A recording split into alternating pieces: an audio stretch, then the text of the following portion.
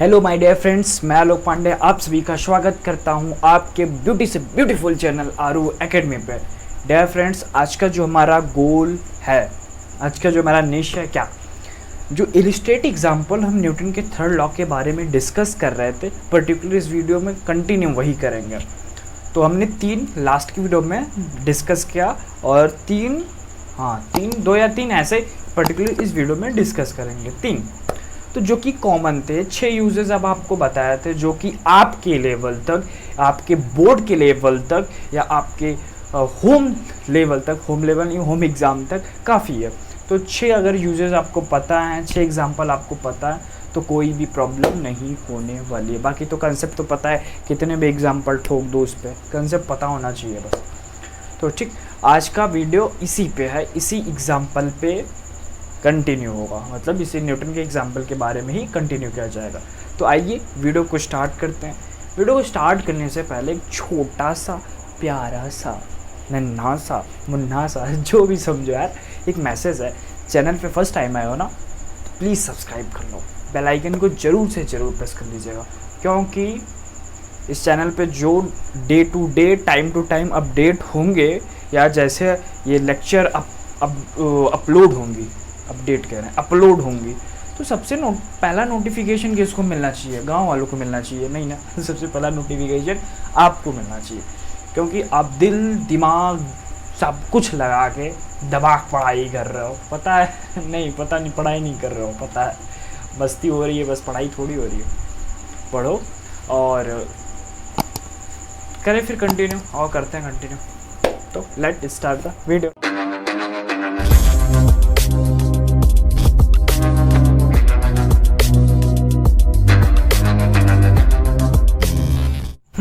तो आज का हमारा गोल क्या था? Physics class 9th illustrate examples Newton third law of motion, lecture number 9 था, जिसमें हम डिस्कस करने वाले हैं तीन एग्जांपल के बारे में।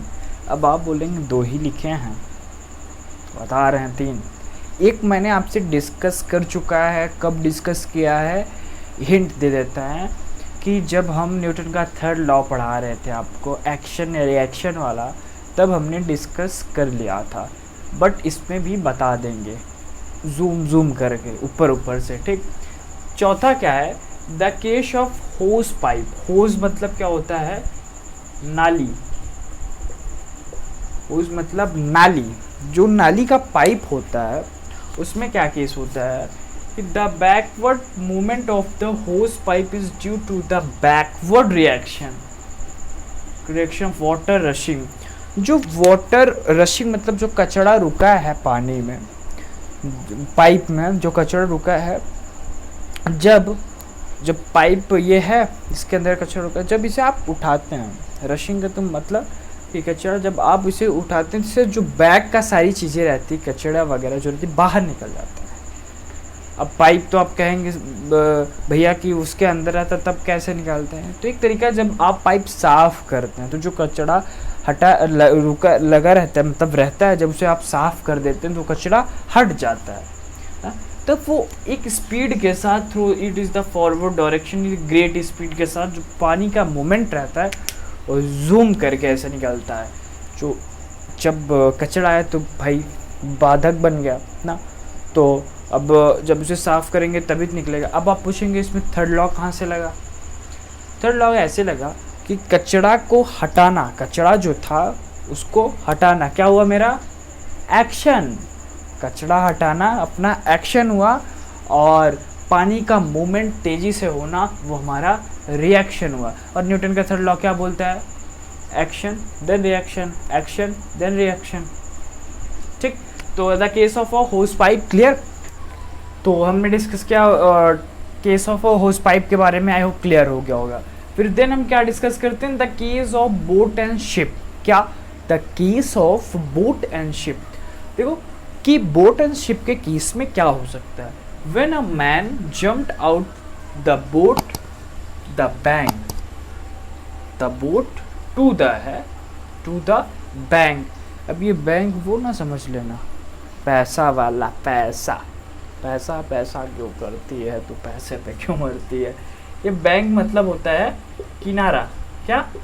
किनारा किसी लेक का या झील का जो किनारा होता है, साइड का जो पोर्शन होता है जिस पे मतलब अब समझ गए हो किनारा का मतलब, यार अब क्या समझाना है इसमें, ऑफ द रिवर या lake, the boat moves backward away from him, boat है, बोट अवे फ्रॉम हिम।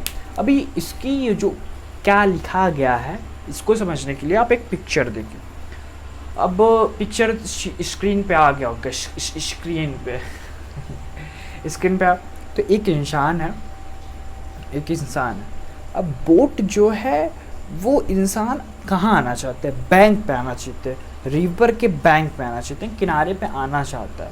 तो क्या कहते हैं, बोट आपका लगा किनारे पे, किनारे खड़ा हो गया।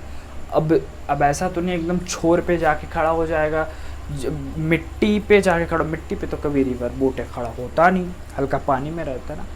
तो जब आप लेक पे, जब तो पिक्चर में वो पत्थर बना है, ऊंचा सा पत्थर बना है, जब इंसान उस पर पाँव रख रहा है तो जब सेकंड वाला पाँव जो है वो एक्शन कर रहा है किस पे, बोट पे, वो बोट पे एक्शन कर रहा है ना, तब जाके उसे कहीं रिएक्शन मिल रहा है। बोट पे वो एक्शन कर रहा है तब जाके उसे कहीं रिएक्शन मिल रहा है। एक्शन रिएक्शन की कहानी समझ में आई? तो ये न्यूटन का थर्ड लॉ था। क्या था? ये न्यूटन का थर्ड लॉ था कि जब एक्शन और रिएक्शन हो तो वो न्यूटन थर्ड लॉ कहलाता है। तो the case of a boat and a ship, clear.